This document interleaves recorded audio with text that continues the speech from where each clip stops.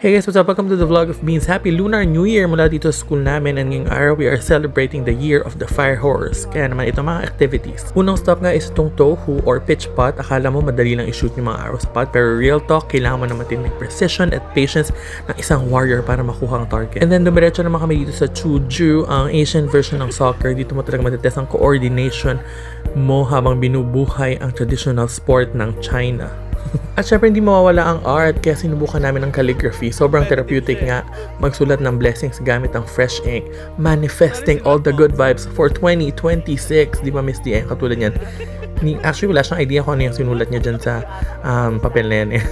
At dito sa wall na ito makikita lahat ng mga sinulat ng mga wishes ng mga bata and even teachers. Ayan, manifesting talaga. Ang sunod na station naman na pinuntahan namin ay ang knot tying. Ayan, dito mo makikita kung gaano ka-intricate ang Chinese culture. Bawat buhol may bit-bit na swerte at protection. At para naman sa mga mahilig sa mental challenges, dumaan din kami dito sa Chinese riddle cards.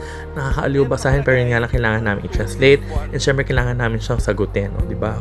Hirap. At syempre dahil Year of the Fire Horse, meron nga tayong mga fire preventing tips na stations. Katulad nito, kailangan mo i-identify mga fire hazards and kung ano ba yung mga pwedeng makakos ng sunog.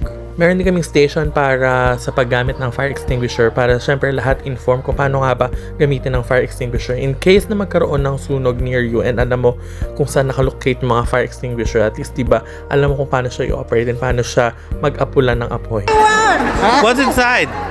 Let me see. There inside iPhone 17. Oh, that is one.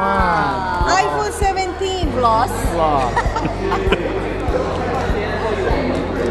My food for Saturday. Oh, Money stickers. and cavities.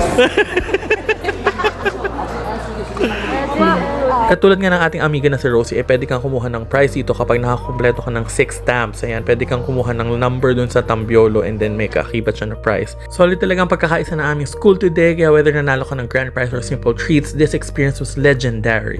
Wishing you all a year of courage, excellence, and perseverance. Happy Lunar New Year sa inyong lahat. Let's make the year of the fire horse the best one yet. Let's go!